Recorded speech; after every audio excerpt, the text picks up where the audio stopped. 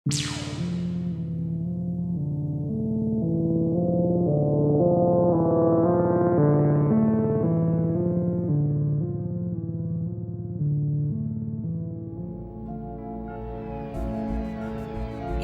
16, 2014 ये एक ऐसी तारीख है जिसे साउथ कोरियंस कभी नहीं भूल सकते। ये वो दिन था जब साउथ कोरिया में सेउल फेरी का हादसा पेश आया।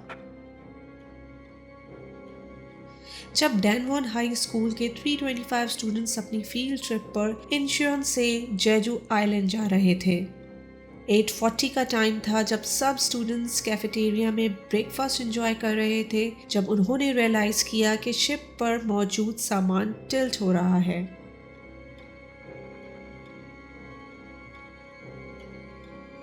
सेउल फेरी में 476 पैसेंजर्स और क्रू ऑन बोर्ड थे, जिसमें से 304 पैसेंजर्स इस हादसे में मारे गए और 5 पैसेंजर्स ऐसे थे जिनका आज तक कुछ पता नहीं चल पाया।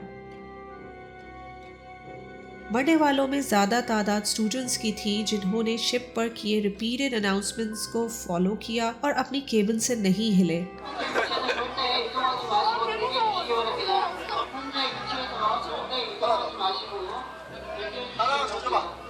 진짜 그런데 가판에 있던 애들은 어떻게 되는 거야? 그러니까 떨어졌을 가능성이 높다니까? 선장은 뭐 알길래? इस हादसे को हुए 8 साल गुजर चुके हैं, लेकिन इस बात का आज तक कोई अंदाज़ा नहीं लगा पाया कि उसके डूबने की क्या वजह थी और रेस्क्यू ऑपरेशंस क्यों इतनी देर से शुरू किए गए। इस बारे में बहुत सी इन्वेस्टिगेशंस की गई कि या तो शिप किसी पत्थर से टकराई होगी या शिप ने एक सडन शार्प राइट टर्न लिया है और टर्न लेने के बाद वो अपनी पोजीशन पर वापस नहीं आ सकी। उसमें मौजूद तकरीबन 200 कार्स और 1000 टन्स ऑफ कार्गो की वजह से शिप का बैलेंस खराब हुआ और एक तरफ झुकने लगी। ज्वाइंट इन्वेस्टिगेशन से पता चला शिप का सडन टर्न और स्टीयरिंग एरर और शिप का ओवरलोड होना उसके डूबने की वजह बना। इन्वेस्टिगेशंस में ना ही बैटरी और जनरेटर का मैल फंक्शन सामने आया। कैप्टन शो ने शिप को 135 to 150 डिग्री पर टर्न किया, जिसके बाद शिप पानी में टिल्ट होने लगी। शिप के कैप्टन ली उस वक्त अपने प्राइवेट केबिन में थे। उस टाइम पर कैप्टन शो ने शिप के इंजन्स को बंद कर दिया। ये बात अब तक पता नहीं चल पाई कि ये कैप्टन शो की अपनी मर्जी थी या फिर ये ऑर्डर्स उनको कैप्टन ली ने दिए थे। सेउल फेरी का झुकाव तेजी से 5 डिग्री से भी ज़्यादा बढ़ गया, जो कि एक हद तक बहुत अलार्मिंग था, क्योंकि ये एक ऐसी सिचुएशन थी जब उसका दोबारा अपनी पोजीशन में आना नामुमकिन था। एक्सपर्ट्स ये देख के हैरान और परेशान थे कि तकरीबन 2 घंटे में शिप पूरी तरह से डूब कैसे गई। 9:46 पर कैप्टन ली, चो और उनके कुछ फेलो क्रू मेंबर्स वो लोग थे जिन्होंने सबसे पहले अपनी जान बचाई। इन्वेस्टिगेटर्स और मरने वालों के लवाहिकीन ने इन सब बातों से बहुत से सवाल उठाए, जिसका जवाब अब तक नहीं मिल पाया। जैसे कि इवैक्यूएशन प्रोसेस क्यों इतना स्लो था। 1 घंटे तक पैसेंजर्स को ये हिदायत दी गई कि वो अपनी अपनी जगहों से नहीं हिल सकते, जिसकी वजह से पैसेंजर्स को अपने आप को रेस्क्यू करने का ज़्यादा टाइम नहीं मिल पाया। क्यों सिर्फ 2 लाइफ बोट्स का इस्तेमाल किया गया जबकि शिप पर 46 लाइफ बोट्स मौजूद थी? क्या क्रू मेंबर्स को इस बात का अंदाज़ा नहीं हो पाया कि शिप बहुत जल्द ही डूबने वाला है और वहाँ पर मौजूद हज़ारों लोगों की जानें खतरे में हैं? क्यों रेस्क्यू ऑपरेशन स्टार्ट करने में इतना टाइम लग गया? उनका कहना था कि तकरीबन 30 स्टूडेंट्स इमरजेंसी एग्जिट के लिए लाइन अप थे, लेकिन वहां रेस्क्यू टीम्स नहीं पहुंची थी, जिसकी वजह से स्टूडेंट्स ने एक के बाद एक पानी में कूदना शुरू कर दिया। ऐसी बहुत सी वीडियोस सामने आई जिसमें शिप के अंदर से स्टूडेंट्स अपनी जानें बचाने के लिए विंडोज़ को तोड़ने की कोशिश करते रह गए और अपने केबिन में पानी भर जाने की वजह से डूब गए। बहुत सी वीडियोस ऐसी थी जो स्टूडेंट्स ने अपने आखिरी वक्त में बनाई थी, जिसमें कुछ स्टूडेंट्स हंसते खेलते और कुछ स्टूडेंट्स डर और खौफ से रोते हुए दिखाई दिए।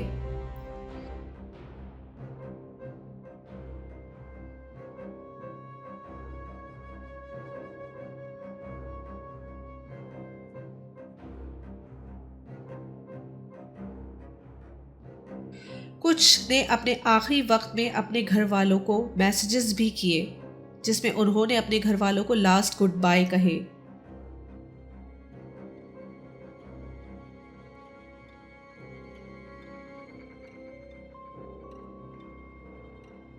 ایک اور سروائیور کا کہنا تھا کہ وہاں کوئی کریو ممبر مدد کے لیے موجود نہیں تھا۔ شپ پر ریپیٹڈ اناؤنسمنٹ ہو رہا تھا کہ اپنی جگہوں پر رہیں اور لائف جیکٹس پہن لیں، اور سب سے اہم بات کہ کیوں شپ کے کیپٹن نے اپنی جان کو بچانا ضروری سمجھا، جبکہ کیپٹنز کو یہ پریکٹس دی جاتی ہے کہ پہلے پیسنجرز کو بچانے کی ہر ممکن کوشش کرنے کے بعد آخر میں خود کو ریسکیو کرنا ہے۔ بچ جانے والے اسٹوڈنٹس کا کہنا تھا کہ بہت سے لوگوں کی جانیں بچ سکتی تھیں اگر کریو اور کوسٹ گارڈ صحیح پروسیجر کو فالو کرتے۔ آپریشن کے 7 مہینے بعد بھی 5 لوگوں کا کچھ پتہ نہیں چل پایا، جس کے بعد گورنمنٹ نے ریسکیو آپریشنز بند کر دیے، لیکن فیملی ممبرز پھر بھی ہوپ فل تھے کہ وہ اپنے پیاروں سے ملیں گے۔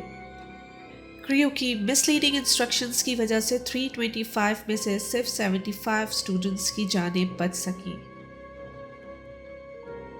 اس حادثے سے پہلے جس کلاس کے 10 ڈفرینٹ سیکشنز تھے وہ اب صرف 4 سیکشنز کے رہ گئے۔ بہت سے اسٹوڈنٹس نے سوسائڈ اٹیمپٹس بھی کیے۔